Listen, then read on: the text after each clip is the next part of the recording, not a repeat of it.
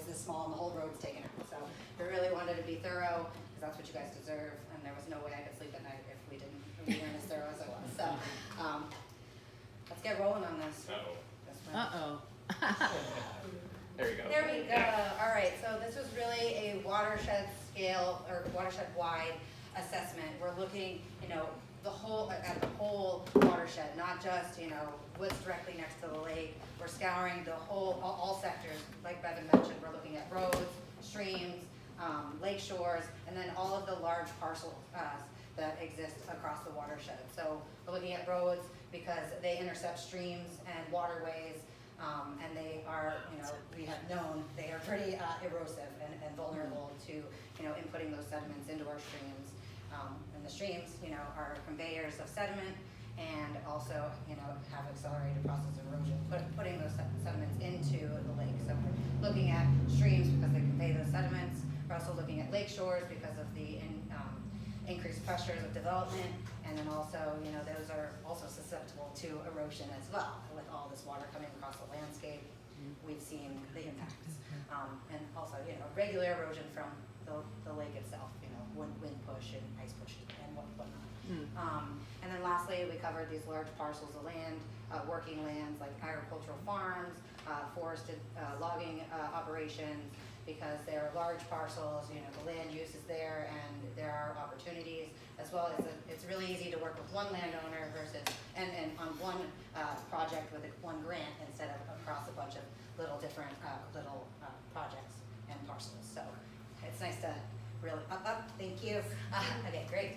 And we went back already. Wrong buttons. Yeah, so we scoured the landscape, put some dots on the map, that's what I like to call it. You go out, you put a bunch of dots on the map, some lines, capturing gullies.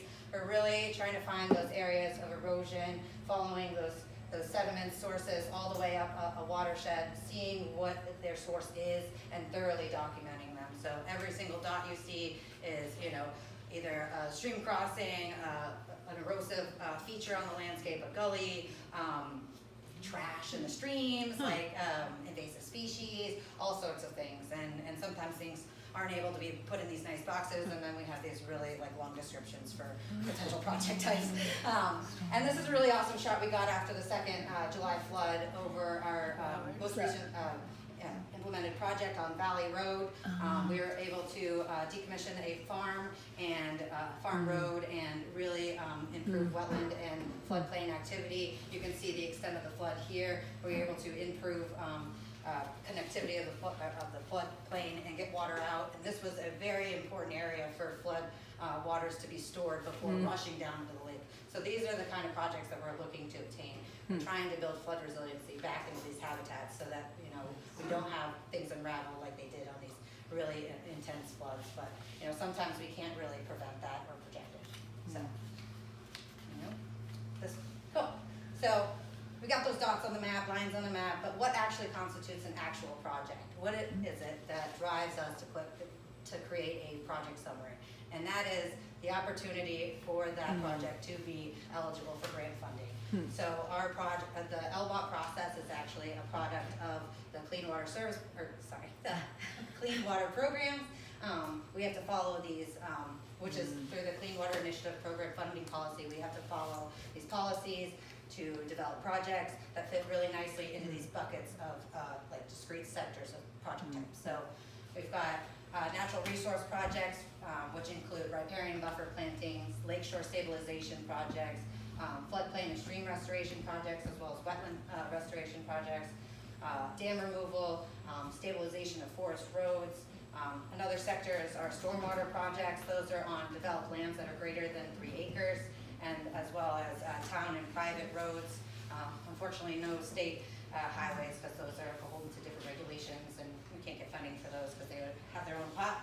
And then lastly, agricultural projects. Those are things like barnyard stormwater runoff mitigation, and then riparian buffer plantings along those drainages that are on the properties. So here's a few examples. This is the Valley Brook Restoration Project that I was talking about in the last picture. This is what the farm and the barnyard area looked like beforehand. This was after the first flood last year in July, and then this is our aftermath of our excavated floodplains. I forgot I have this. Let me me back up so you can see everything. We've got excavated floodplain areas, we decommissioned a road, so these are all really awesome things. We've got other projects like lakeshore restoration, infiltration steps, infiltration gardens here. Northwoods is amazing at putting these together, so if you're interested, Meg's in the room, Meg Carter, right there, raise your hand, she's amazing. And then lastly, here's another example of a stormwater project that we completed in Newport. So these are the potential projects, that we're going for. They fit into these, nice buckets. We're able to get funding for them. So that's how we, yes, question? Just to be clear, the slide says less than 3 acres. You're talking stormwater projects? Oh, sorry. Less than. Sorry. Okay. Thank you for correcting me. All right, so those are all the types of projects we're kind of going after. Let's start with each of our, discrete sectors that we kind of focused on. So we've got our lake shoreline assessments. What we did was went out on each lake, scoured the entire lake shore on a boat, and put down points on a map of areas that we, had increased erosion, opportunities to stabilize that erosive shoreland bank, areas where we could put in a buffer, improve the natural community on those shorelands, stabilizing them with trees, and widening a no-mow zone. These are all little things that we could do. We put all those points on the map, we prioritized them, and gave that list to Bevan, and she's working with landowners to do outreach, to spread the good word of lake-wise and lakeshore best management practices. She was able to get 11 landowners to complete lake-wise assessments. I think it's, 5 on Echo Lake, 4 of them received awards, and 1 with a recognition certificate, and then for Echo-Seymour we had 6 assessments completed, 3 of them resulting in lake-wise awards, and 3 of them resulting in certificates, so very exciting. You guys are warriors out there, and just always impressed to see how much work you guys are doing on your own to improve, or to be stewards and improve your, lakeshore property and improve water quality as well, so kudos to you all. Oh, yeah. All right, for stream walks and our riparian assessments, we walked every perennial stream that we targeted. We walked intermittent streams and ephemeral streams, which were really, flowing this past year because of how much water was coming through. But we're also walking those streams to find those sediment inputs. We're looking for the plumes of sediment in the water. We're looking for any channels that are coming in that might be gullies. We're following them up and investigating to see what the sources are. So we proposed to walk 24.6 miles of streams, and we completed 32.4 miles. So we blew that out of the water, if you will. Nice job. Right? We scoured the landscape. It was actually very filling. And then we have these proposed geomorphic assessments, which are really thorough investigations of different streams. We proposed 5 miles of stream assessments, and then we got 5 miles, just under what we had proposed, just because there was so much that we ended up covering. So from all those stream walks, we scoured 200 plus individual properties, as well as identifying 186 stream crossings, culverts, bridges, and fords, documenting every single one of those. So lots of crossings going on, and we all know that a lot of those crossings are unstable or undersized culverts and can be really detrimental to a stream if they're not properly installed. And we're seeing that very quickly with all of these flood waters coming in. For private driveway and road assessments, we proposed 7 miles of assessments, and then we completed 13.3 miles, which covered 218 private driveway segments, which were all evaluated for erosion or drainage issues. So we're looking at roads, driveways, and private driveways all the same. We're looking to make sure that the road is shedding water in an appropriate way, there's no erosion. We're looking at if there's a crown of the road or if it's pitched in the appropriate way. We're also looking at the shoulders of the road to see if there's any greater berm or erosion happening there, disconnecting sheet flow into adjacent vegetation to be infiltrated instead of running down our roads and eroding them and looking like Toad Pond at the end of the day. And then we're also not only looking at the road surface in that area just up next to the road, we're looking at the ditches themselves as well. Those are all backwards. Those are all, conveyors of stormwater as well, and also are intercepting all of the water coming off of those really steep, slopes. So any small little drainages are all being conveyed into this one ditch system and cutting straight down the mountain and, wreaking havoc on all those little driveway culverts on the way, and overwhelming any other stream crossing structures in the process, as well as, really not being able to handle the amount of water so the road gets, eroded away as well. So we're looking at everything from the road surface to the outside of the road, because we're noticing that these are the real problems in the watershed. You got a question? Yeah. The places that you've identified, looking at it, can we find out if our road is one of the places that you've identified? Do you have a list? We have a list of potential projects that floated to the top. These are areas where we can improve, your private driveway or these private roads. Those are the ones that float to the top. They will be in our final report. So you can But not every single one. But not every single one. All the ones that had the opportunity to either, improve road drainage by putting in, a water bar, broad-based dip, improving the ditching, disconnecting any hydrologically connected driveways or private roads or roads from streams. So we don't want any of that runoff going directly into a stream. We want to disconnect them. So if Okay, your right, property that just list, floats to yeah. the top, it will be in this report. I'll also add that we're happy to provide information if you request it of your own property. We're not That just too. gonna give a bunch of fodder out there for people to talk about. Exactly. So if you do a question about your property, please reach out. We'd be happy to share if we have any observations from it.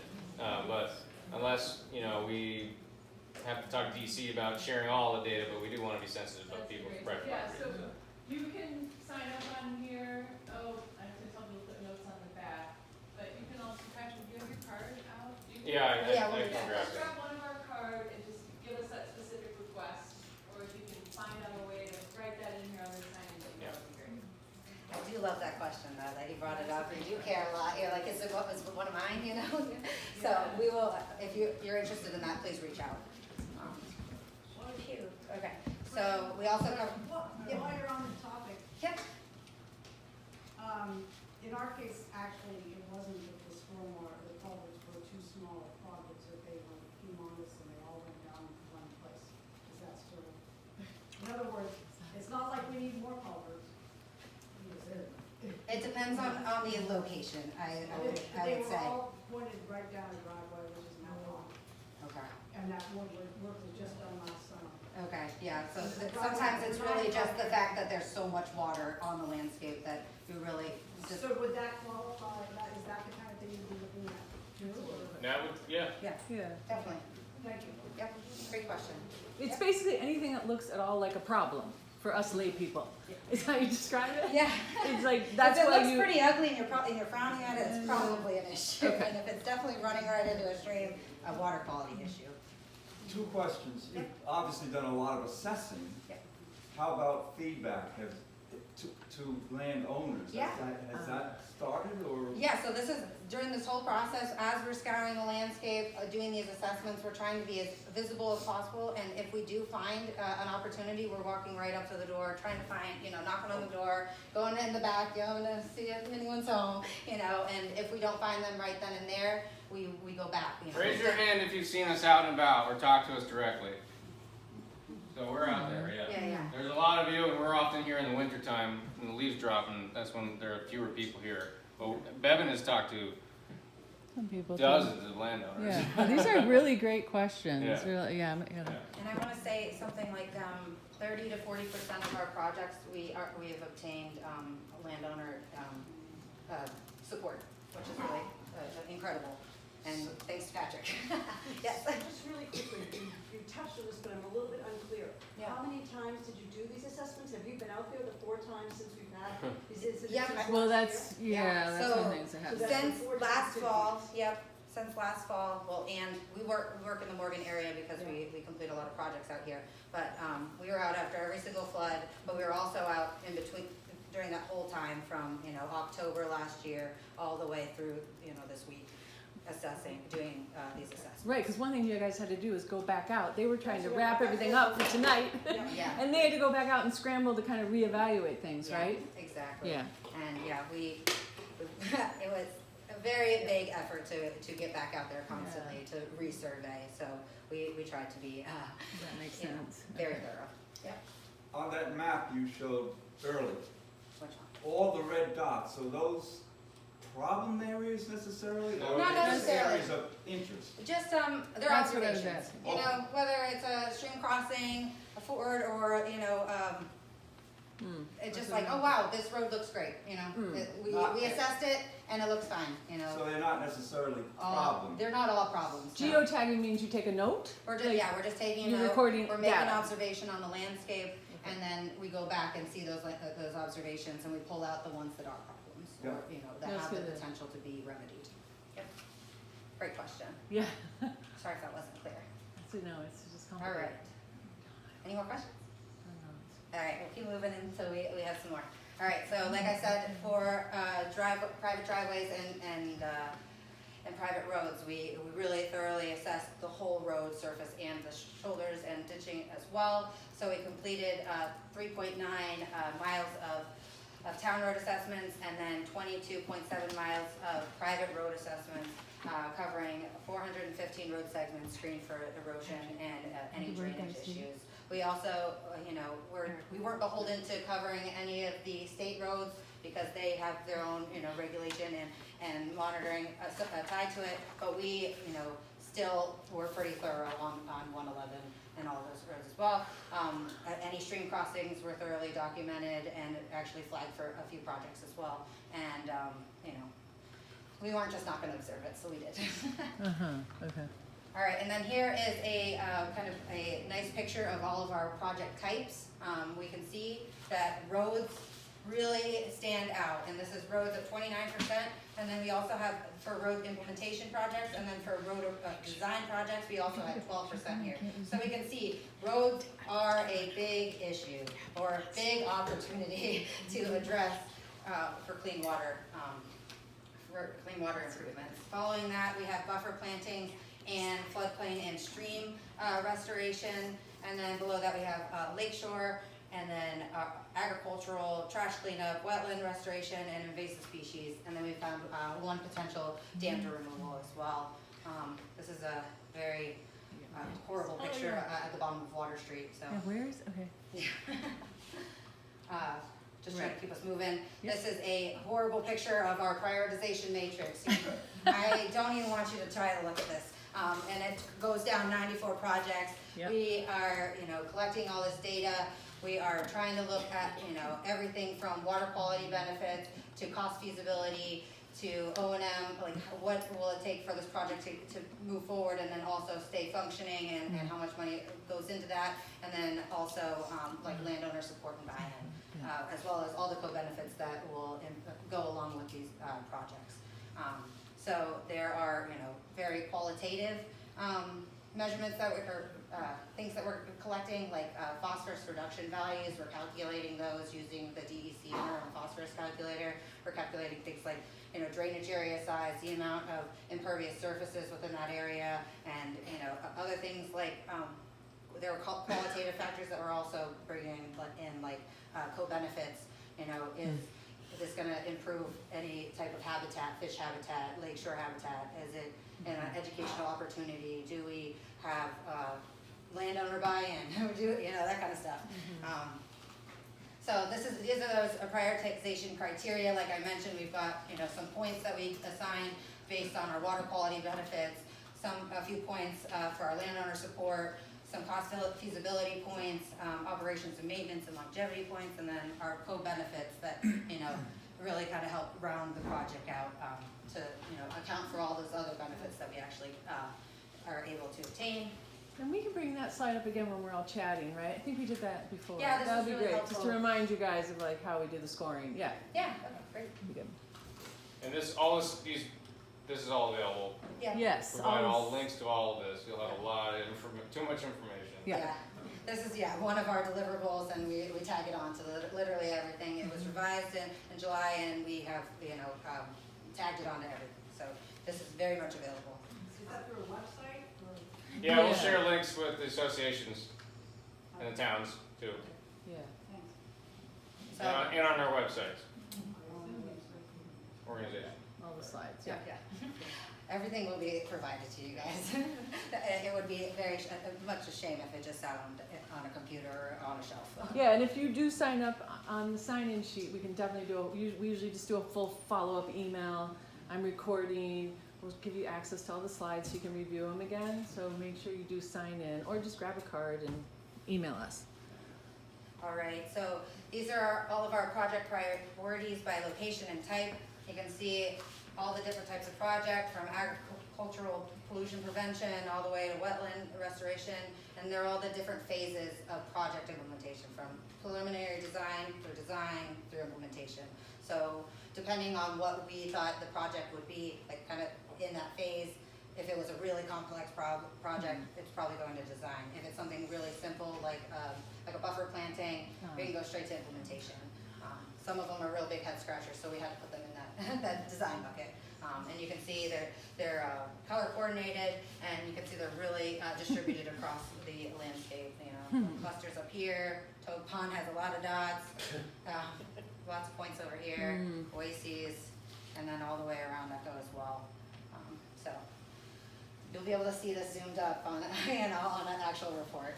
This is hard to look at for now. All right, so for water quality stressors by sector, we really wanted to see which sector had the most phosphorus that was being inputted into our lakes. So what we did was, we calculated those phosphorus reduction values for each project, and then we totaled them up and divided them by the amount of potential phosphorus that could be reduced in the whole watershed, and then we were able to figure out which sectors were kind of our most phosphorus heavy loading areas in the watershed. So roads, you can see, is over half. We've got for percent of contribution, we're at 53%, and that's over 102 kilograms of phosphorus a year that could be potentially reduced if these projects were being implemented. Yes, sir? Kelly, when you're indicating roads on this chart, are you specifically referring to dirt roads or just roads in general? Roads in general. Okay. Yep. Most of the roads here are dirt, so I would say a lot of them are, especially the private roads. Yeah, that includes the private and the town. Okay. Yeah. Including private, town roads, town highways, and driveways as well. How does that compare to Willoughby? I'm just trying to remember, like, just to compare it to another LWAP. Do you remember what Willoughby's? I don't know. Yeah, it's so long ago. I will add, though, to your question, that it makes a difference in the P number that comes out the other end. If it's gravel versus paved, it's going to be a different benefit or uplift. So that's a good point. And depending on the type of road, the phosphorus calculation was calculated differently using a different, if it's a private road, we use the interim phosphorus calculator. If it was a town road, we use the MRGP phosphorus calculation that's standard for that. So it really depends on road type exactly.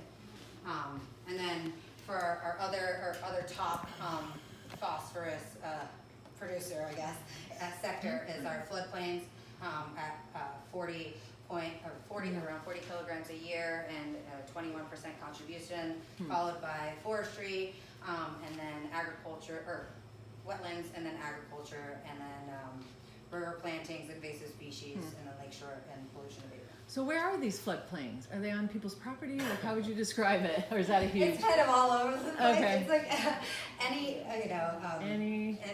where there's there really is very few of them. There's not enough. We need, yeah. We do need access to floodplains so that we can get water out of the channel, infiltrating onto the landscape instead of rushing down the system, driving down, eroding further and further into the landscape and putting more sediment in the stream. So anywhere we can find an opportunity to improve floodplain connectivity, we really wanted to flag that. And one of the projects that floated to the top, actually our top project, is a floodplain restoration project off of Sucker Road.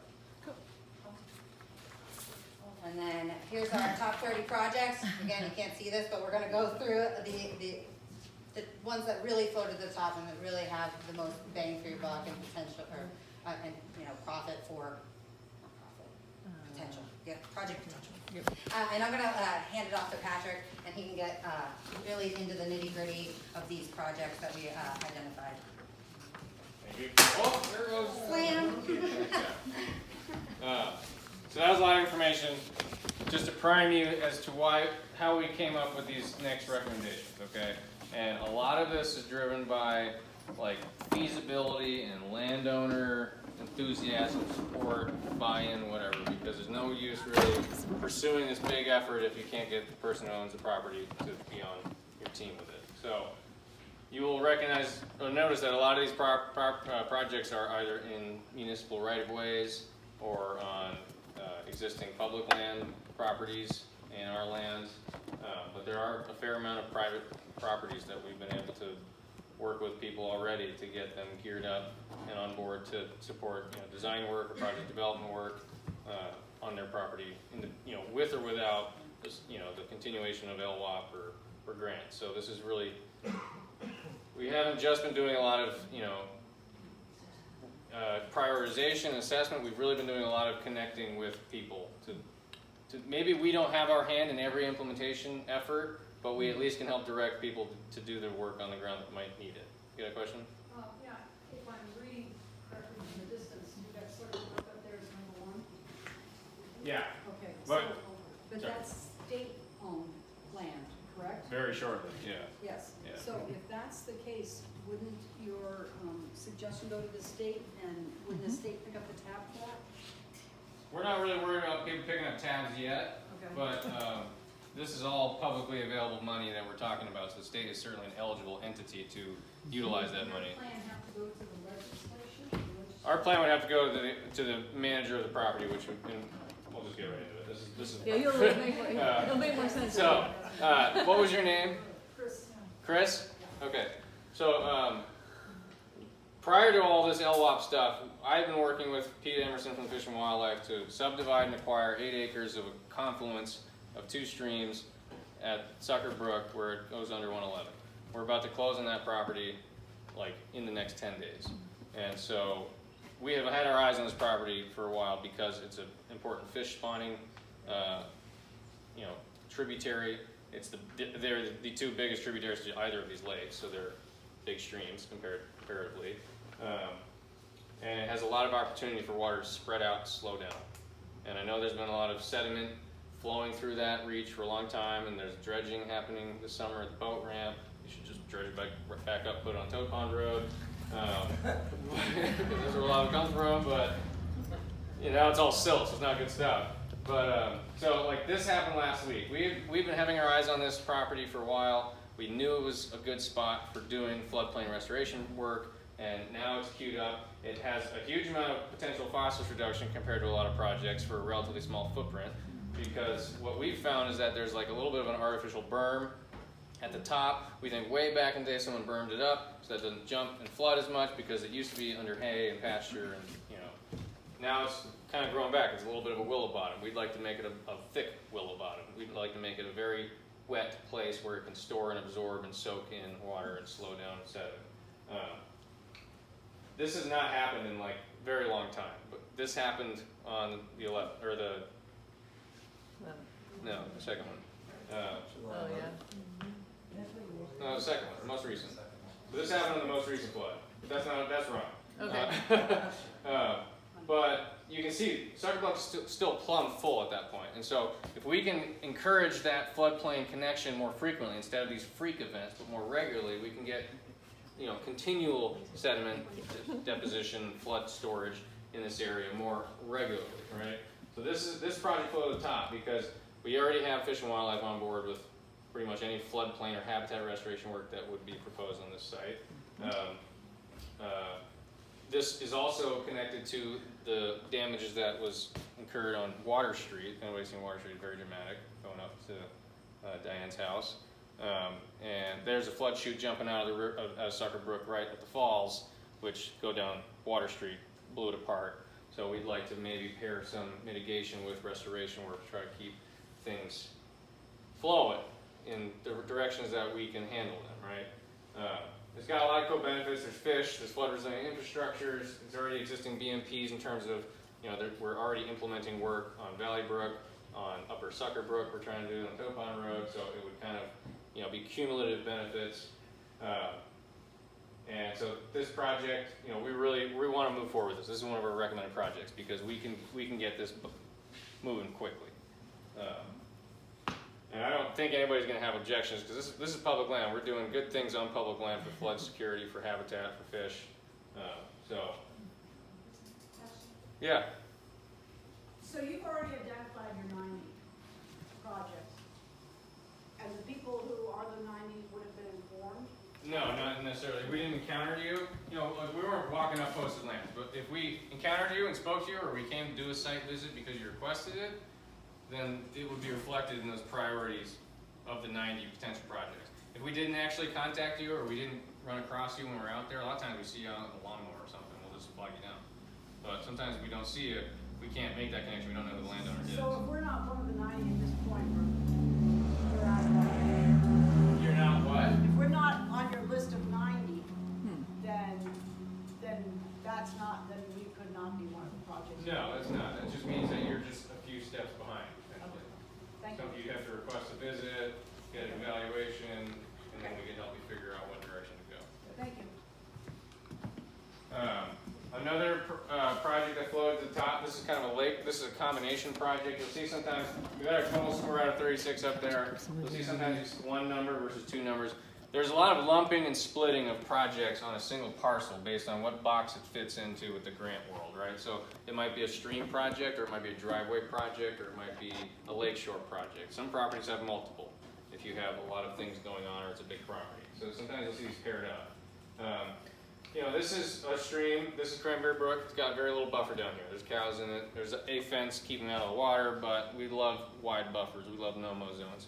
We've got a little bit of interest from the landowner to implement such practices in an existing wetland that is just a pasture. We got no buffer on the lakeshore. They're getting a lot of ice push, big rocks are being moved. They've lost like 20 feet of waterward frontage, not linear frontage, waterward frontage over the past decade or two. And their house is like right on the edge, so there's some shoreland erosion going on. There's this driveway ditch that intercepts probably perennial stream, but a very small kind of seepy stream, and you're just seeing the driveway just calve off and chunk into the lake, and this is like, it's happening right there, so it's feet from the lake. And they approached us, they wanted help. There's actually two property owners, one with a right-of-way and one with ownership, and both of them want our help. So this project is a kind of a slam dunk, three birds with one stone kind of approach, and there's not really any heavy engineering going on here, so it could be a relatively quickly moving project. Any questions about this? This is another major outlet of a tributary that drains from Mud Pond up on Mead Hill Road. And now we're down in Echo, and this is West Echo Lake Road, and it has had a rough year. And we've talked to probably a dozen landowners on this road from where it splits at East Echo and rejoins at the end. And we met with the Charleston Road Commissioner. We did a 3-hour drive around and looked at a bunch of project sites. It's been patched up well each time, but what the problem to me is there's a lot of concentrated runoff happening. So we'll get these stream crossings of the road. Either the pipe's not big enough, or it clogs up, something else happens, it swells up. The road is at a constant pitch, so it's not going to go over the road and back into the stream. It runs down that ditch, that cut slope ditch, and then it hijacks 2 other streams and 3 other streams, and then you got these driveway culverts that are like this big, and they don't stand a chance. Patrick, why is it a 3 and a 9? It's 2 There's projects? a couple projects thrown Oh. together. That's what we mentioned a minute ago. Oh, Yes. sorry, I missed that. Dexter Bennett years ago told us that road was never actually a road, that the logging road that comes over across from 105 to their farm was the original road. And that the reason that wasn't a road was because it flooded all the time. So is that linked to the fact that there are still problems? Well, I mean, my opinion of a lot of roads here, they're just goat paths or skid trails that got converted to move passenger cars, and they've got poor substrate, they've got uneven subgrade that frost heaves and liquefies, and the pipes are always too small. So it's just a reality of an old pioneer state that is trying to get up to a changing and precipitation regime. So yeah, I'm not surprised to hear that. It's amazing when you see some of this road erosion, just how deep the road base is. I mean, feet above native soil. So like, there's a lot of gravel that we've placed up in these roads, and so it's not eons old gravel. So it's not like cemented together or anything. But So this whole stretch, essentially from the north split to the south reconnection, we would like to look at. And this is a relatively simple design, for us. We can try to capture the drainage area, try to size culvert crossings preliminarily to be appropriate to those drainage areas, try to recommend ditch improvements and road surface improvements, getting rid of the greater berms on the side of the road so that water actually sheets off the road and doesn't just collect along the shoulder of the road. Armoring ditches. There's some wetlands down here that really need to be fixed. They've been dredged and that's not helping the problem. So we'd like to work with those landowners. And these are all, within the public right of way. And I think the Charleston Select Board will discuss this request from us either tomorrow night or in 2 weeks. But we'd like to pursue this project as well because it's just a repetitive issue and it's affecting a lot of properties and moving a lot of dirt into Echo-Lake. I need a sip. Yeah. Especially before that. So this is Tuesday morning Man. last week, and this is a very humbling photo and experience because you just see, how much can go wrong and how quickly it will go wrong. And this whole experience has been like weirdly affirming, like grossly satisfying because we found all these spots like this looks kind of sketchy. I think this needs attention, and then you come back after flood and it is obliterated, right? So it's like, okay, we're on the right track, but we didn't really grasp the scale of the potential damage. And so, Eric Pope and the town and the Austin group have been working so hard to fix this road, and it's important because there's people that live up there. And, they've given us the go-ahead to try to do some drainage analysis up gradient from Toad Pond and try to really pinpoint where water needs to be allowed through the road, under the road, trying to prevent water from hijacking down the road, because that is what plagues this road. It's a seriously long side hill cut, and there's no relief except for these old pipes, and they're causing, the outlets of the pipes aren't pitched properly, so they're causing gullies on the downhill side, which then unzipper on their way down to Sucker Brook, and so it is the cascading effect, and so we really want to address this road. I'm not going to be able to give you all the answers. This road needs some serious engineering in the long term, but we can at least get the process started and do some preliminary analysis to do some hydraulics and just show okay, we've got so many acres up here. If we want to size this to this amount of rainfall, we're going to need a pipe this big, or we're going to need to, it's hard to talk about realigning roads, but in some cases, are you going to do this every year if it happens?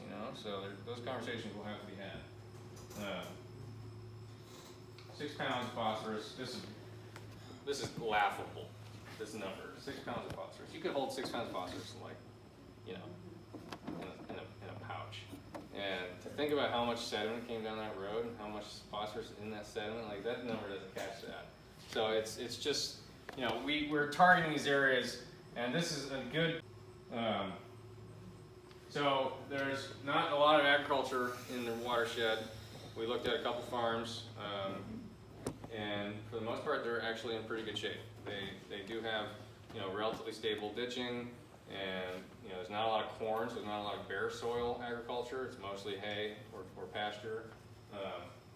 We see areas like this. This is pretty well vegetated, but we see areas like this where we could see more of an alder buffer to make sure that if that field gets hit with 10 inches of rain, there's some woody roots holding everything together and not just pasture grass and some thatch, right? So we've gotten preliminary, interest from, a farmer to potentially vegetate, woody vegetation along these major drainage. They're not really streams, they're kind of seedy wetlands that have just become streams. So this project ranks high, and this isn't probably fish-bearing stream habitat, but this could have good effects for Echo-Lake, and it might help to slow down water as it's coming off the mountainsides before it hits the roads that we're also trying to address. Oases and Sugarbush Road, there's a lot of drainage issues over there, and we're really excited to have worked with the timber tract landowners and all the lakeshore landowners. We were just at the Lakeshore Association, or the Road Association annual meeting on Saturday, and that went really well. And we've already connected them with an engineer who specializes in hydrology and hydraulics to kind of scour this hill slope and look at potential mitigation issues or efforts, preventative efforts, you know. So again, ditches, culverts, gullies, cross draining, you know, just pretty not so sexy road improvements, but might have real benefits to properties downstream, you know, the forest itself, the road itself, access. You know, these are steep hillsides, and they carry a lot of energy when they come down. And then when you always see the road right at the bottom of the hill, right? Just above the water, but just not on the steep. And that's where everything wants to land, and that's where we put our camps. And so it's like, how can we get water sneaking between these camps that are 12 feet apart? So it's not easy. We found a dam that nobody knew about. It wasn't on any map, but spoke to this landowner.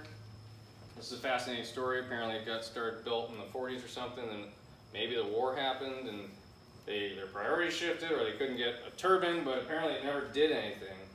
And now it's just plumb full of sediment. There's Gabby right there. Oh, wow, she's camo. And that's a breach. And that's the abutment. And there's a spillway right there. This is not a great phosphorus project. There's not a lot of acreage of restored floodplain. In fact, this thing is a major sediment trap. Yeah, that's what I was gonna ask you. But it's a hazard. You know, it could give out, it could fail, and all of a sudden you got metric tons of material come down river. There's not a very big pipe below this to, you know, pass all that material. So this is a major priority for us. It's not really, it's also a major fish benefit. Fish are not getting up that right now. And so I'd like to keep working with this. It's got a lot of, you know, it's got a lot of opportunities for improvement, but it's also a relatively complex project that we, as a nonprofit conservation group, are not going to pretend to design. So we're not going to do that one. Is there a question? Yeah, So Chris. is that running parallel to Morgan Charleston Road at the base where it hits? Is this another dam? Morgan Charleston Road? No, this is Cranberry Brook. So like The Cranberry. 500 yards that way, maybe? Yeah, Yeah. so, okay. Running towards the lake, that's the, Yeah. Oh, sure. It's pointing towards the lake. Yeah. For the most part, it held up all month. It took those storms and it held up. I mean, there's like a little side gully right here. So it's not like an imminent risk, I don't think. It's been there a long time, but it's definitely not something we should ignore. So there's some small stretch of kind of wetlandy shoreland, the southeast end of Echo on a agricultural parcel.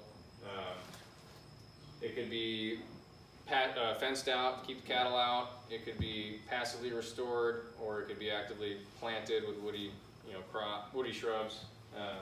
Just help to filter some of the barnyard and hayfield and pasture runoff. Not a big drainage area. You know, East Echo Lake Road, all the water from on the other side goes the other way. This is really like the end of the watershed boundary. So there's not a major agricultural drainage into the southeast end of Echo. And, but I do know the Conservation District and Agency of Ag have been talking with these farmers for a little while about enrolling in a program that incentivizes buffer plantings and fencing out cows. And so we're going to leave that in their hands. They're more suited to deal with agricultural projects. We deal more with kind of non-regulatory and voluntary projects. So Conservation District and there's also conservation easement on the farm. So there's a couple parties involved working on addressing opportunities on this parcel. There's another project on drain to Seymour that is kind of like a ditched stream running through some fields, and then it hits Morgan Charleston Road and it's gullying. It's starting to make like a little waterfall, and it scours 2 feet, and then that scour just kind of chases uphill, right? So That's that 2-foot drop, and this is a big scour hole, and there's not much woody vegetation holding that. These are really heavy soils. There's a lot of phosphorus bound up in this, not only because it's just heavy soils, but it's also because it probably has a lot of history as agricultural. It's probably been manured a lot. So it's probably laden with phosphorus. You know, this doesn't suggest a whole lot of benefit, but we feel as though this is a relatively large drainage, and it has progressively become more unstable in the last year. And it's a relatively simple fix. Like, it's not that a super expensive fix. So that's how these things float to the top. And because it's in the municipal right of way, partially, it's probably relatively simple to get landowner buy-in. So this is another project that we'd like to see implemented or addressed. Williams Road, another example. Again, like, these numbers don't reflect the flood damage. These numbers reflect what improvements could we see if we took the road prism on July 10th, or the road segment on July 10th, and upgraded it so that it was compliant with state road BMP requirements. So that's a measly little number, but you can see the risk level of not doing the improvements far outweighs the cost of doing them. You know, if we were able to do this preventively and not subject it to 8 inches of rain. So I don't actually know the state of Williams. I haven't been able to get back to Williams Road in a few days. How much restoration is going to happen there before you're able to do anything that's going to prevent it the next time? Are you going to spend money and then have to spend it again? It's the unfortunate reality is the emergency repairs. They are just that. They're emergency repairs. They're not thoroughly engineered. The material is probably subpar. If the compaction rate isn't ideal. If it's been raining all week, everything's wet. You're just compacting Jello. So it's not something that we can really, address properly given the short time period that you have to get access back to these residents. You got to do something, and the stopgap measure is just like, let's get the road passable, and you can't blame them, but it takes time to figure out what the problem is and sort out a remedy and line up the money to get it to be paid for. So it sucks. It's not perfect. Did you say that you had a remedy and that it just hadn't been implemented before this? No, we had been spitballing what you could do to provide improvements, upgrades, armoring. I mean, simple things like armoring ditches. They're simple, but they are expensive. They come out of the tax base. This is town budget. So like armoring ditches. The town has a priority list of which roads need it the most, and we see things from a different perspective. We're looking at they're looking at travel lanes, passage, plowing. We're looking at how's water flowing specifically. And so when we see a small pipe in a relatively big stream, we're like, this is a risk. We should work to upgrade this pipe, this culvert. And there's, some of these projects, like I mentioned earlier, they're really lumped or split. We're talking about a road that's like 2 miles long and you got like 30, 40 dots around it. It's not a perfectly succinct way to package that. So, yeah. There's multiple things that could be improved. So we have a contract with DEC and the Conservation District to do preliminary designs. And what we think has the most benefit and what we could provide based on our skill set and our resources to move things along in the interim are these 5 projects. We've got the Sucker Brook confluence, we've got West Echo Lake Road, we've got Toad Pond Road. We could potentially squeeze in 1 or 2 more after that based on our budget. We just have a limited budget, right?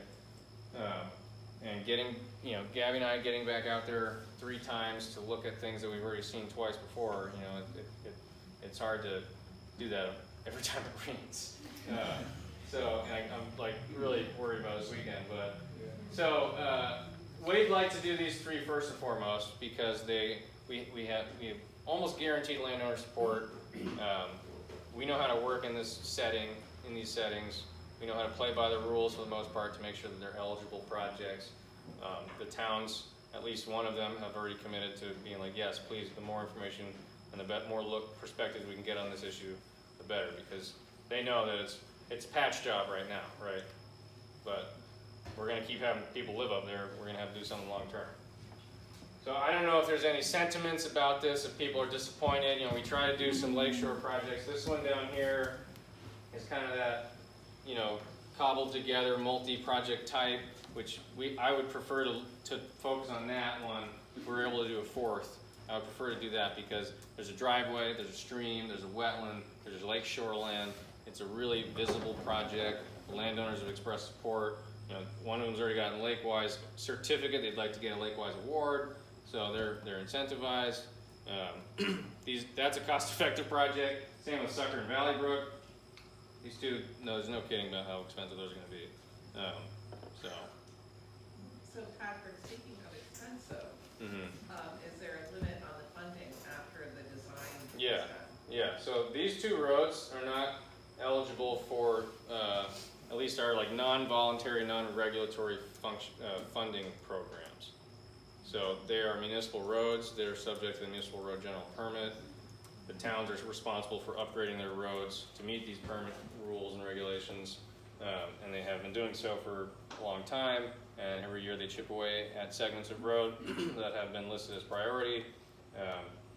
Like for instance in Seymour and on East Echo Lake Road. So we worked with, what was the former foreman in Charleston?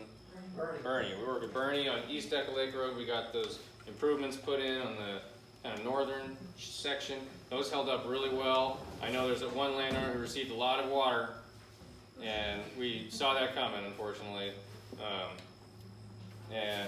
You know, that road held up really well for the most part. But, you know, what we can do is we can provide a plan, and then people like the roads crew can implement that work depending on the level of technical work that needs to be done, right? If it's not pouring concrete and setting a bridge, then a lot of times the road crews can do this, and they see it on a plan, and they know what they're looking at, like, yeah, okay, I know how to do that, we can do that right here. So we can help with those sorts of things.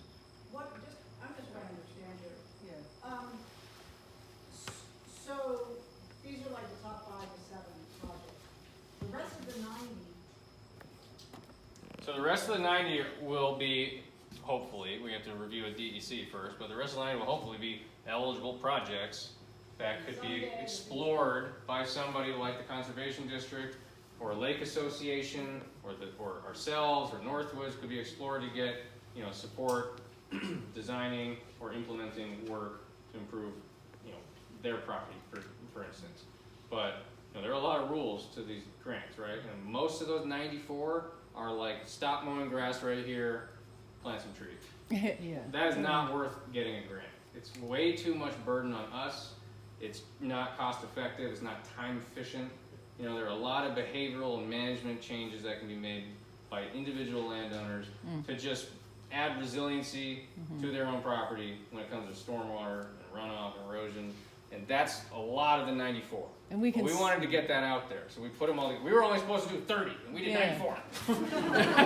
Right, and that's sort of. That's Gabby. Where is she? I don't know where she's at. Do we Gabby's a summarize? champion. Yeah. We summarize that in the final plan, the 90 sort of. Those ones will be like available, and you can look at that. And if you're in a 94, you know that means like you are probably eligible for some grant assistance if you really think it's worthwhile. A lot of times, it's a lot easier for us to just come out for an hour visit, and then maybe email you back a plan or a species list or a little detailed drawing or a recommendation to a contractor, and then you guys can have that work implemented on your property. It's going to happen 5 to 10 times faster. So that's what I'm really trying to stress. Is these ones, you know, unless we do it, Fish and Wildlife got enough going on. They're probably not going to get to this very quickly. You know, the towns are slammed trying to fix roads, so they don't have the capacity to think about the long game at the moment, right? They're trying to get reimbursed. And then, you know, something like this is a private landowner. We try to have an even mix of projects, municipal and private, Echo and Seymour. Yeah. What else? I just want to make sure that you're clarifying that. So roads don't qualify for clean water money? Well, certain they qualify depends for on what different you're money. doing. Not like when, you know, Beth Torpy sits on the Basin Water Quality Council with myself and some other people, and Meg, and probably some other people in here. And those are grants that are non-voluntary, non-regulatory, and voluntary. So those are like, we don't necessarily need you to pitch in, although it really strengthens an application. But it's also like, there's no rule in the books that says you have to do this. You're doing this out of the goodness of your heart, right? Whereas if it's a Vermont Route 111 stormwater management issue, we can't touch that. That's a regulatory project. If it's a dam, water level management from the dams on these 2 lakes, we can't touch that. That's the Federal Energy Regulatory Commission. If it's a 5-acre subdivision and development project going up on one of these hills, that's subject to the stormwater rules.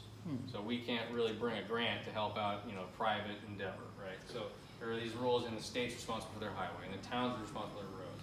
But what we can do for the towns at least is get you a leg up to figuring out where exactly practices should be implemented, not only so that it prevents further disaster, but also so that they are working towards compliance with their permit.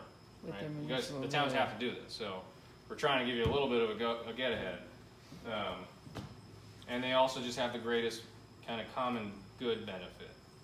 So that's why we'd like to work on these ones, and we feel like our skill set is well suited to helping with that effort. All these 30% are going to need additional effort to get full designs and permits in place if need be. So, Rhonda? Yeah, so the East Echo Lake Road that was done not that long ago that held up really well, that was all just town money that funded that? I walked out there with Bernie and Jim Ryan, and we were out there with Colleen, and we spent probably 2 hours walking and talking, and made a map, or made a sketch. I put the map together, I got it to Bernie, and I didn't even know he did it, but he did it, and I drove by, and it just looks incredible. And this is what, last August? So, and it's held up really well. I know there's hot The spots. road got totally washed out as a result of the culverts. We put in new culverts and a road that we had for 95 years with no problems, including last July, is now gone. Down the Sorry. driveway. Yeah, oh yeah. No problem, right? Well, I don't know if the energy is directed at me or the frustration is directed at me, but there are, like I'm saying, there are things that we can do to help you. So Well, if no, you, I thought that you had just said that the road was doing great thanks to the work that got done. I'm just saying, at our expense. that's an unfortunate situation, yeah. Yeah. But the road itself proper is doing a lot better than it was. Oh, good. But Patrick, I follow up on Rhonda's question. I believe that was a grant through Backroads Vermont. Was it? With Alan. Ben's May. shaking his head. I know Alan. I don't came- know, but yeah, I think there are state grants that can support towns, but I think Toad Pond is probably not something that is gonna put much of a dent in for the level of work, so it certainly can help with some of the state funding for some of those things. You can chip away at them, but I don't wanna suggest that the state funding could cover all of that without a significant chunk of town funding. So Right. there are other different funding sources that we can try to cobble together, but I think the point is that that's kind of on the town in terms of the driver. It doesn't make sense for Patrick to be looking at those grants because it's more the town's responsibility to look for those grants, and they have the expertise and ability to do that. But I do feel like providing the town with these designs is really helpful in terms of providing that support, and there's not a lot of funding for doing design work for these types of things, so it is kind of a unique opportunity to have someone with this watershed focus supporting the town in these types of projects. Thanks, Ben. Yeah. With all the restoration work that's been done on 111 and other roads as well, was that gonna inspire you to come back and take another look at what the implications of that work is? So the repairs have been made. Yeah. Well, I just drove 111 down to Big Rock, and that shoulder looks a lot more robust than it did. They've got that's a big crushed stone that they've put in there. So I think. But they replaced some culverts too. I Right? bet I saw that, and I can only hope that they got majorly upsized. But they definitely put some more insurance policy into the shoulder of the road, the ditch, because it is definitely one of those ditches that hijack streams when water's super high. That's another road that's right at the toe of the slope, right at that break slope. So it's just kind of a natural place for that stuff to happen. So I don't know if we want to start talking about flood stuff, but I've got at least the chair of Morgan Select Board who has supported the Toad Pond effort. We've got Fish and Wildlife who's supportive of Sucker and Valley Brook. We've got hopefully an item on the agenda for Charleston to discuss West Echo Lake Road. But I know these aren't private property projects, and that probably stings for some folks. The challenge with private property projects is that they can be very complex with multiple land ownerships, something that makes it very hard to navigate. They can be smaller in scale, and so not as dramatic benefits to be realized.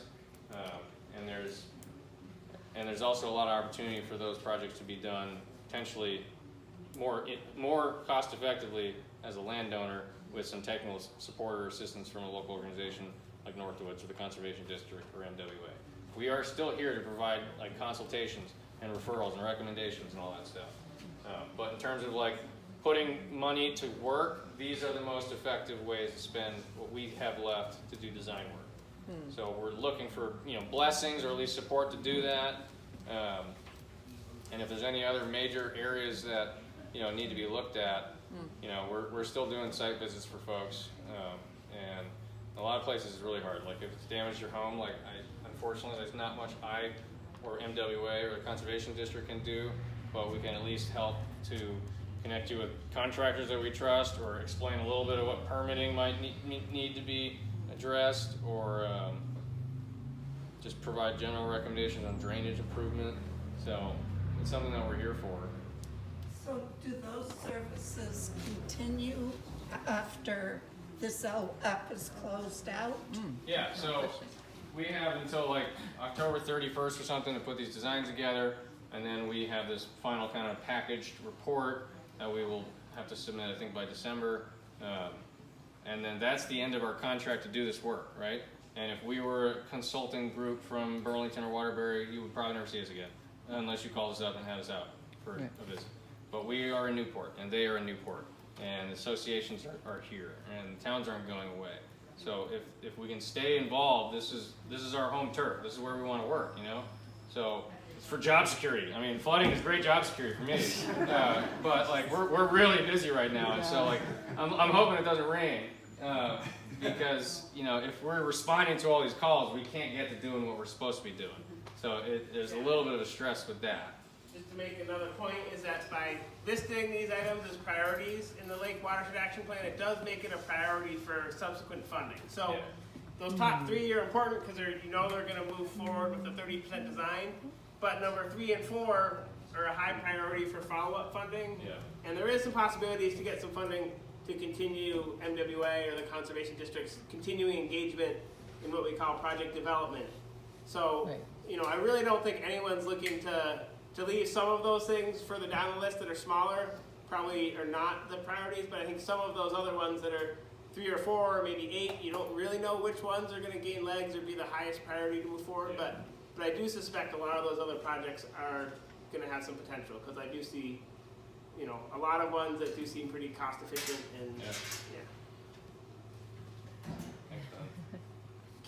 I just had a question about just seeing the lakes, the watershed is a large thing which not all of us are even able to place everything in. And then you've got individual properties which are very small.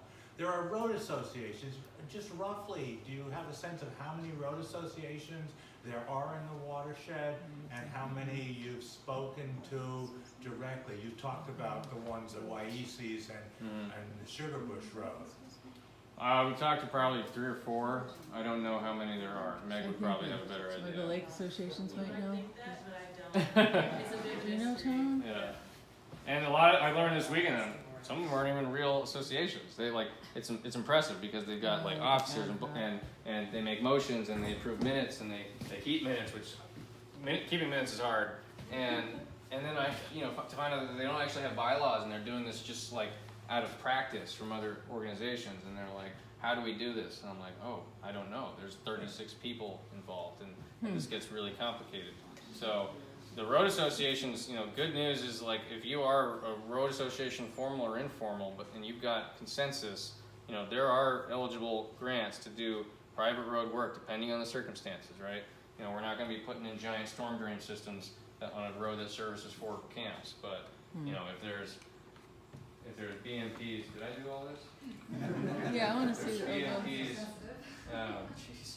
If there's BMPs that we can do that are cost effective and that have clear, meaningful benefits to the lake, like those are all eligible. And it would be very helpful for us to have a group of people who are concerted in their effort to, you know, and unidirectional, you know, like, so when people come to us and like, we want to do this, it's like, okay, I can help you with this step, you guys are going to have to do that step, come back to me and we can seek implementation funding. You might not get all of it, but you might get a good chunk of it, so. Patrick, Yeah. so can you go back a second? Are you, of those 5 projects? Oh, At one this, point you said, you know, you're supposed to do 3, but you thought maybe 4 and 5 could. yeah, so in Willoughby, I think we were supposed to do 3 and then we had a little cash left over, so we did 2 more. So you Because they're really simple. You may be able to do designs for all 5 of those. I would say we may be able to do designs for 4, because we spent a lot of time getting back out here and inventorying. And you're After looking we for start. us to pick the 4. I'm looking for Yeah. consensus that these are smart ideas and that people can jive with this being, you know, what we pursue, what we progress with in the interim. And that if people want to, you know, talk about observations that they've had in the last 2 weeks, 3 weeks, we can talk about that. We can make a note to try to get things plugged in. I don't know where the East Echo Lake Road landowner went, but like that's a perfect candidate for like. I wish I'd get information from them. So like, give me your information, so that we can reach out, get you on the list of potentially eligible projects. So that's kind of why it's good that so many people are here, because, you know, not that we're just like, come bombard us with projects, but like, you know, to get into the system, to play the system, to play the game, you got to be in the system. And getting recognized as a project is the first way to get in the system. Well, personally, I feel like, I mean, you're the expert. If these are the most important things that you've just decided on, we should follow your lead. I will tell you that the West Echo Lake, the number 2, the town did put in some larger culverts across the road. Yep. You noticed that? Yep. I did see a couple of those. Nothing on the side. Yeah. Yes.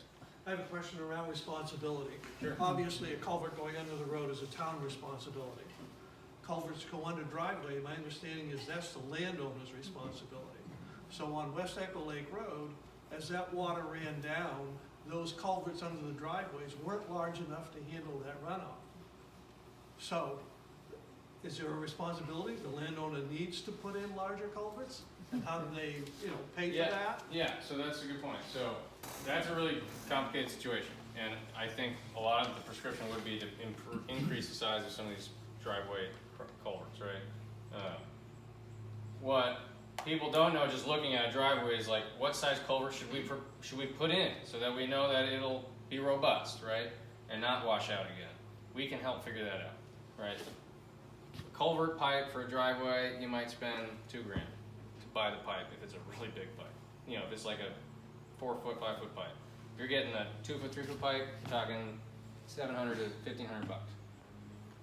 You know, what we might be able to do is not only help you identify what size pipe you need, but perhaps if you were to be able to pitch in to buy the pipe, we might be able to convince some grant to cost share the implementation work or something like that.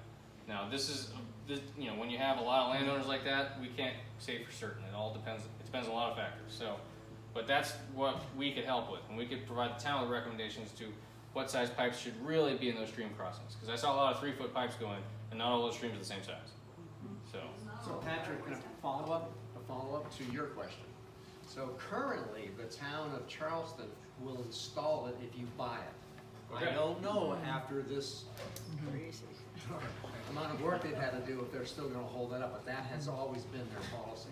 Because they want the right size in there, but it's your pipe, so but if you get it, if Patrick tells you what size you need, up until today, they were installing them for you. But doesn't that make sense? Because if you don't put the right size culvert in, then the town taxpayers have to pay the expense of having the road crew come out and rebuild the road again and again and again. And we're also exploring other things besides culverts. Like depending on the road surface or use, you know, there are other things like an armored crossing that's 99% dry, or dry 99% of the time, but can receive runoff in a rainstorm. You just gotta build out a proper material, so it's not just like Yeah. fine road base. It might be crushed stone that's compacted and aggregated. It might be a broad-based dip instead of a tiny little culvert. You know, it depends on the use. You gotta get a fuel truck or a little lowboy in there. You know, you're gonna need a certain practice. So like, we're not just committed to throwing big pipes everywhere. 'Cause So as a town, being a West Echo Lake resident and having my driveway out two years in a row, you know, I understand the problems with nature, and I'm not gonna point blame at anyone, you know, because this is no one's fault. But I'm also, I'll write a check now for a culvert. So I mean, you know, from that point of view, who's telling me that I have to do that, or I can do that? Telling you that you can't do what? That I can buy a culvert. Nobody. Nobody's stopping you. But who's informing me that I have that right? Well, I mean, it's in the information, the town puts that out every year, by the way. They actually send that out with like, the annual report and tax bills. So, they. I didn't know this. This is Yes. great. Yeah. Hell, I didn't either. Yeah. I don't have a driveway culvert, so. Right. They're not. If the driveway's uphill from you, don't have culverts or have smaller culverts? I don't know how much help it's gonna be. Well, we're working on it. There's a lot of good intention on West Echo Lake Road. Yeah. There's a lot of good people who are more than willing to cooperate. Yeah. We're more than willing to put out some funds if we need to do that. I can't speak for other people, but I'm just saying that, you know, I think the key is we want to all work together on these things, and it always bottoms out, who's paying for it? Yeah. And because that's the stall. You know, well, I'm not gonna pay for it, you're not gonna pay.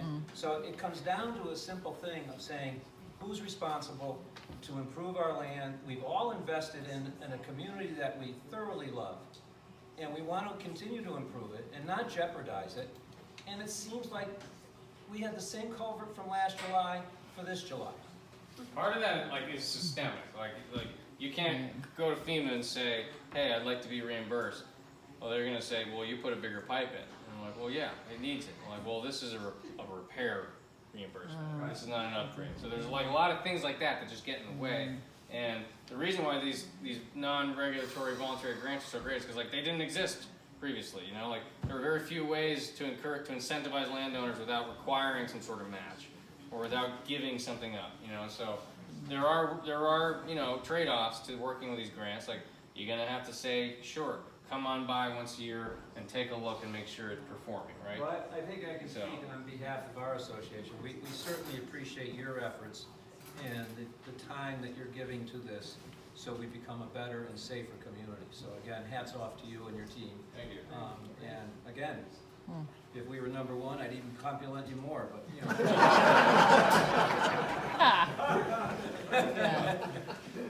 So Patrick, again, I'm fine with this list because I think you guys did a great job. I mean, I think I personally have seen you floating down streams, but when you go to move forward with these, are you guys gonna stay in touch with the landowners that are impacted by this? Yeah, so like, you know, with Sucker Brook, Yep. I work with Fish and Wildlife almost every day, right? So they're gonna know what we're up to down here. We gotta get their sign off of things. For West Echo Lake Road, like Colleen's been in touch with us 3 times this week. So we are in touch, and like, she comes to us on with unrelated questions about other things going on in town. So I was thinking another level down. I mean, I understand with Sucker Brook that you've gotta work with the state. yeah. But when you're working on West Echo, you know, any of the other. Oh, you mean If the you're just butters? gonna go to Colleen. Yeah. That's not gonna, Sure. solve. So you mean like with the residents? Yeah, Yeah. like the people who are, like Carl, who are gonna be impacted by whether or not we have a larger culvert in their driveway or not. Yeah. I mean, that kind of conversation or input or whatever it is, or even an email saying, here's where we are with the project, here's the next step, would kind of help, I think, everybody understand and buy in as we go forward. So I think that's a good thing to do that. It's a good thing to keep people apprised, right? But it's something where we have to rely on the landowners to work with their neighbors to keep people informed, because we can't possibly talk to everybody all the time. Right. So like that's what we expect from you. If we're doing work for you, you need to do some work to help us make this go smoothly. And we can't mend relationships that have been broken So like that's what the human dynamic of these projects. So like that's what really interplays and can sabotage or make a successful project, right? So like we're an open book, right? You can approach us with questions, but to a certain degree, we got to respect private landowners, privacy, and at the same time, we are trying to be cognizant of down gradient neighbors, downslope neighbors, abutters, and the impacts that any work we do has on that. Like there's a couple projects that we just said we weren't going to touch because we're nervous about the implications off property, for instance, right? So that's something that we take, consideration of. And Yeah, Tom, do you want to chime in? So Carl, I don't want to speak for you, but correct me if I happen to be totally off base here, but if the town has reached out to me and Patrick, and I think Carl's involved, they want to do something to really help West Echo Lake Road. That's why they're on this list. So we haven't had that discussion yet, but we plan to. And so hopefully there will be that, as you said, that cooperation with the town. I think now they want that. I really do think they, And by they know that they need that help. So I think we'll Or get they can just keep rebuilding the road. Well, no, but I think they now realize how serious this is, and so I think, so we haven't had a meeting yet, but that's in the plans. And by we, you mean the Lake Association? Yes. Yes. So if you're in the communication channels of the Lake Association, that's a good way to stay informed. Right? Yeah. I'm curious about, all of these are things to be preventative and hopefully to cause it, but what happens about all that stuff that's in the lake now? Like I've been watching just over the past 2 weeks, the crayfish are dead, the clams are all gone. buried. I don't exactly know what happens to them, and, the fish the little minnows that just keep washing up that are dead and now literally sinking in at least 6 inches of silt that didn't exist there in June. And I think that, is there something that you can do? Us? No, we can't do anything. I'm You asking. all, if you wanted For to the dive lake? into the world of Or is Army there the Corps next level? dredging permits and just like God. fork up money, yeah, you can do something about it. The one thing I would say is be on those bars that just showed up, because that is where the knotweed is going to start. That's where the phragmites are going to start. As soon as that water level drops, that is germination substrate, and all that crap that came down is probably loaded with invasives or just stuff. And so be on the lookout for that. And that's what I would be worried about. Because a lot of those road shoulders that just disappeared, they landed somewhere and they carried all that root mass with them, and that's what makes me nervous. So, and there's rules about invasive, like herbicidal application in the water. There are certain products that you can or can't use. There's a permit you'll need. Terrestrial stuff is different. Either way, you're going to need a licensed applicator. If you want to pull it out by hand, more power to you. But don't put it in your compost heap. Bag it and chuck it out, because you just throw the roots out the back door and they're just going to sprout. And there are grants out there right now from the Conservation District for invasive species. It's terrestrial though. Well, yeah, I think Phragmites falls under that if it's on the edge. Wetlands, I guess it'd be in a wetland, but yeah. So that's I what have a handout for that. Okay. That's what I'll be worried about. I don't have a time check. Yeah, so it is 7.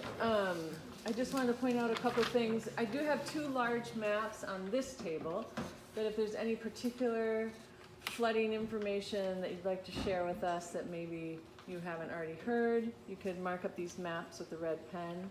I do have a summary sheet about the Lake Watershed Action Plan and lots of information about the Lake Wise program and the best management practices for your own. Again, those are those small acts that everyone can do. That was my one question for Patrick, is in the bigger list of the 30, is there any low-hanging fruit? Yeah. Those are the cheap, That's a good point. I didn't think. the cheap projects that you can do with a volunteer group, or that aren't these bigger prime. So, Gabby, you're gonna help me on this one. And please enjoy some of the This one, refreshments before you go. This is a farm up at the top of Mead Hill where that triple intersection is by the cemetery. There's something like a tractor ford going across an old wetland, and it looks like hell, and it's just mucking up and flushing out, and there's cornfields on both sides. We'd love to just take that crossing out. They can go around. There's a driveway. Maybe we can get permission from the landowner so the tractors can come in. But that wouldn't really cost anything. And that's just stopping a behavior or management activity. So like that's a really easy one. But that means that someone's got to know that producer, have a good relationship with them, not whack their finger of shame at them, and just say like, hey, we'd like to do this, and would you work with them on that? Yeah. Are you working with the select board in the town of Holland in any of this? You got more? Well, yeah, so we're working a lot with them on Hunting Camp Road and their section of Valley Road near the dairy farm that we retired. Well, what about this property you're talking about here? I think that's probably, no, I guess that's in Mulligan. I think it's Holland. I think it's Holland. It's on the hill by the cemetery. Yeah, That's in Holland. yeah. So we haven't brought, that's not really a town problem, but I know what you're getting at, and I don't know, we could double check the landowner and see if there's some sort of, nudge that could be made. Like, hey, we saw this. Maybe they don't even know what you got here. A lot of people don't see what we see, and so like you just gotta point it out and explain it. Like, oh yeah, okay, I can see why that's probably not great for fish or something. So that's what we're willing to do. That's what I mean. Like, we'll come down for an hour and take a walk if you'll have us.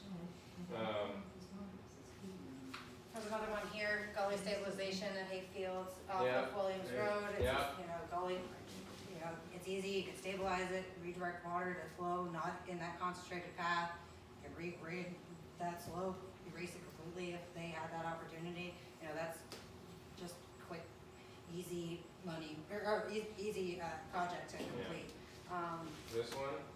Lake access BMP. Oh yeah. That one, it's a lot of management, or like upgrades in management, improving the check dam ditch that's running down the side. Maybe over time, thinking about regrading the road so it flows into the ditch a little bit better instead of flowing down towards the lake. Those are easy management upgrades. And Allison's already helped. I'm just pointing at Allison with the laser. Allison's already helped us like connect with Fish and Wildlife's access manager. To be like, hey, these are some things that we've noticed. Things need a little bit of maintenance, and we might have some room to do a little additional, actions. Which access was that, Seymour or? Echo. We got another farm one down here. There's just like, it's just a barnyard, and when it rains, it slopes towards the brook, and we'd like to be able to intercept that. Barnyard stuff is really not our bag of tricks, so that's where we'd look at Bevan and her colleagues to do that. A few small buffer plantings off of West Echo Road in Charleston with head cut stabilization as well, just putting a buffer on those ditch channels and stabilizing the banks and erasing those head cuts as well, so it's not inputting all that sediment constantly into the lake. This 30 are going to artificially exclude, like do-it-yourselfer projects because one, there's so many of them, we probably don't have much landowner buy-in information, so there's a knock on the point. It's not a big project area because it's a camp property, it's like 0.6 of an acre or less. Not going to score very high. It's got not lucrative in phosphorus. There's not a lot of phosphorus. It doesn't have as many co-benefits because there's no public access or not highly visible and educational or something like that. So all those projects naturally scored lower Yeah. than what floated up to the top here. So you're talking about 3 towns really, Morgan, Charleston, and Holland. yeah. So what if a report was sent to the Board of Selectmen of those 3 towns saying, we've identified these situations that can be rectified by doing this? So you're identifying it, you're giving them a solution, you've dropped it in their box. Has that been thought about? It's been done elsewhere for other We LWAPs. invite them to all of these meetings. Yeah, we're not done yet, but they're gonna get. They'll get Here, like- I mean, Yeah. in Morgan, we talk about it all the time. Oh yeah. Oh yeah. So, yeah. Yeah, Bruce raised. So So- do we have is there someone here from Holland? No, there's not. I don't see anybody from Holland. But I was talking with Hugh Flynn with Holland last week. I talked to Trevor Gray when I need to. Like, we can certainly plop that on their lap and say, here's the subset that might affect you. Like, and that is something that we do just by communicating with them. A lot of times, our priorities are not necessarily the town priorities. We don't always share priorities. So there's just the reality of But that. if they know about it. If they know about it, yeah. Then they can make. Most of the time, they know about it already. Like, we're just looking at it and telling them a little different perspective. You're like, this is a problem, like, right? So, That farmer's field you were talking about is on your list of 30 but that farmer may not know about it. Yeah, yeah, So, Yeah. if you let the town know, there's a lot of interaction in the town. Yeah.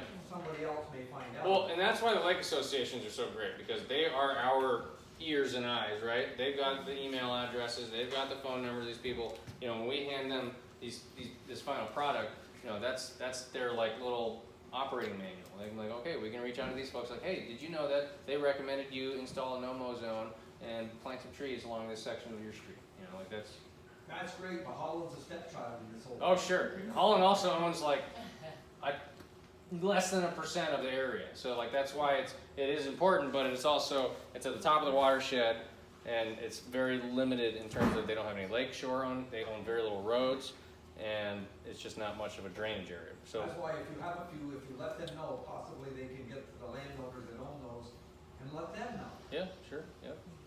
Yeah, because like, I think I'm pretty sure I know the owner that you're referring to with that intersection. And I doubt if they even recognize that there's a problem.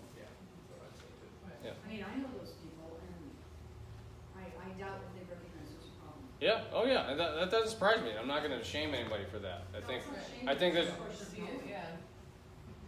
Yeah, and you can't rectify something you don't know about. Exactly. and I think, you know, Good knowledge, yeah.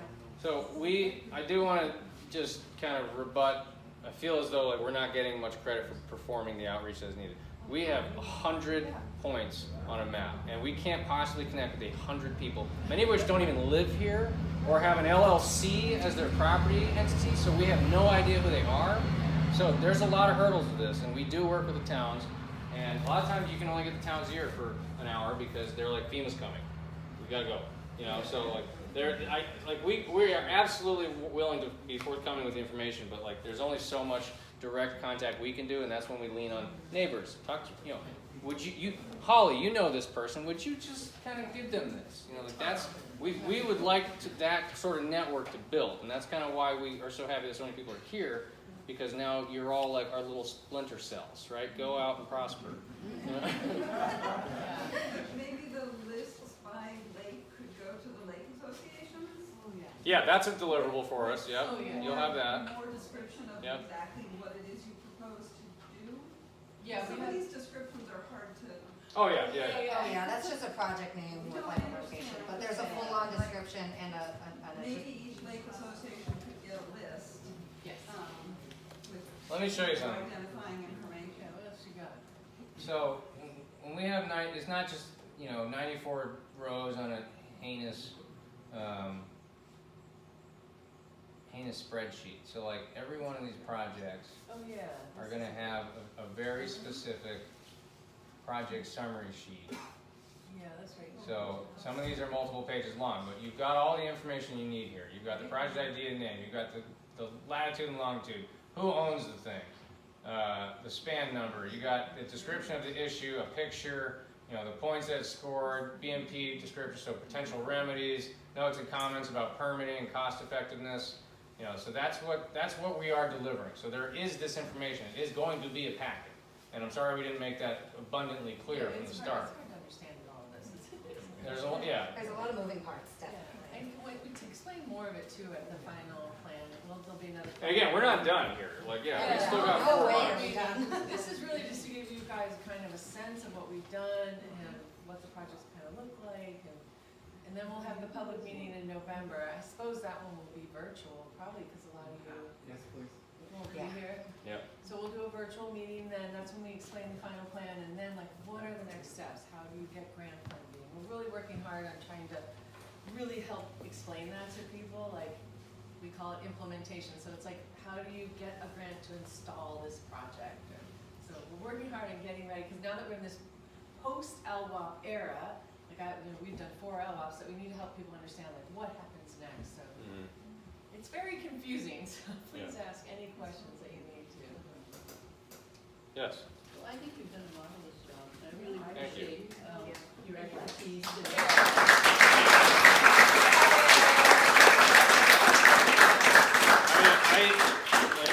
We are so grateful to the lake associations and the select board members to like they talk to us. Like we actually hear from them. Yeah, You know, yeah. You guys are all showing up, we had to put out extra chairs, this is Yeah. For people to think too, and then, but I wanted to say, Ben or Allison, is there a way you can explain this any better? Because to Yeah. me, the LWAP's like an inventory. It was like trying to just at least know what's out there that needs to be dealt with.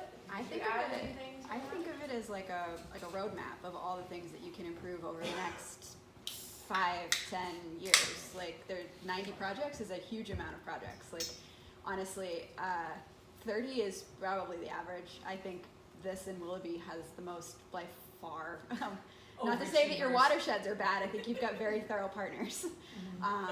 So yeah, I like to think of it as a roadmap for things to improve over time. But why is DEC doing this? Why did they initiate this project? How would you describe that? Like because they want just its inventory of each sub watershed?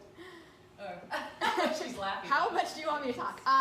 It's phosphorus, it's water quality, it's looking at lakes that have increasing trends, even if there's only a small amount of an increasing trend of phosphorus, and trying to mitigate that by making improvements to the watershed that stop phosphorus inputs. That's the long and short of it. Rhonda, yeah.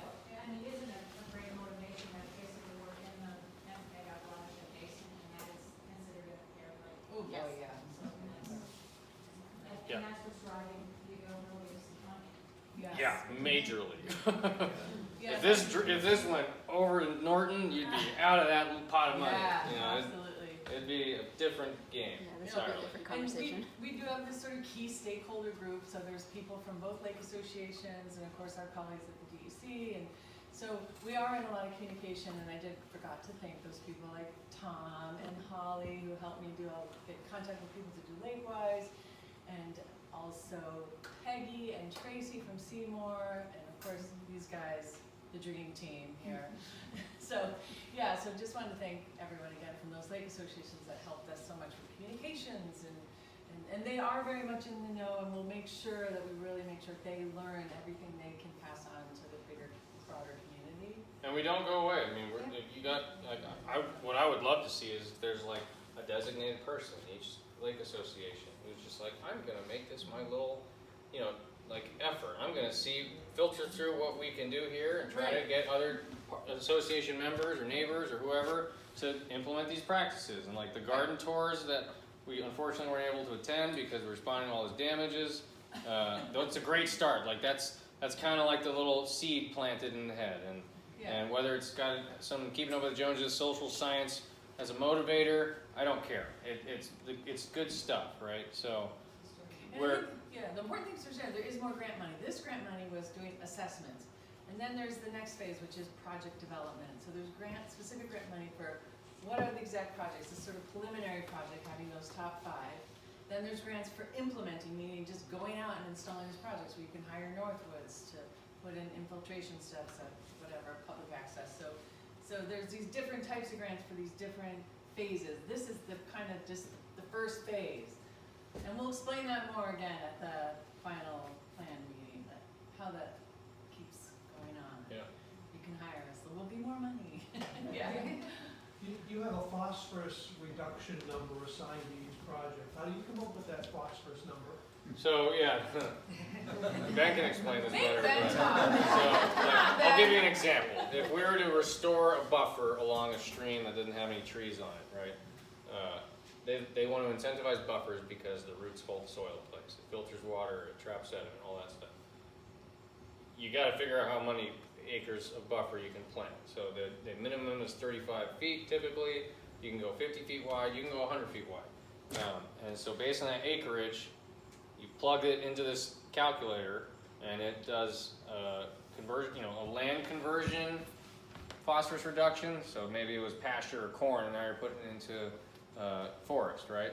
So there's that land use conversion, and then if it's a stream and it's got a buffer, it's got this soil retention, stream bank stability type of credit, right? So there's a whole bunch of peer-reviewed research that essentially determine the numbers and turns those dials in this black box calculator. But that's how we get to a number for like a tree planting project. If we did it for stormwater, it'd be based on the drainage area, the load of that drainage area, your treatment system, how efficient it is at reducing or removing pollutant load, and that spits out a number. If it's a road, it's how many linear feet of treatment you did, and whether you went from a completely non-compliant to fully compliant, or partially compliant to fully compliant. So there's a slew of different calculations. These are all available from DEC, and they are not absolute numbers. They are not precise numbers. They are comparative numbers, more or less. So it's a tool to help evaluate, because, again, you know, one project might have been, ooh, 10 kilograms of phosphorus, right? But then you see like metric tons of sediment going by. So it's grounded in science, but it's a very nuanced reality. So So you're assigning some phosphorus number. to each project scope. To an area of size?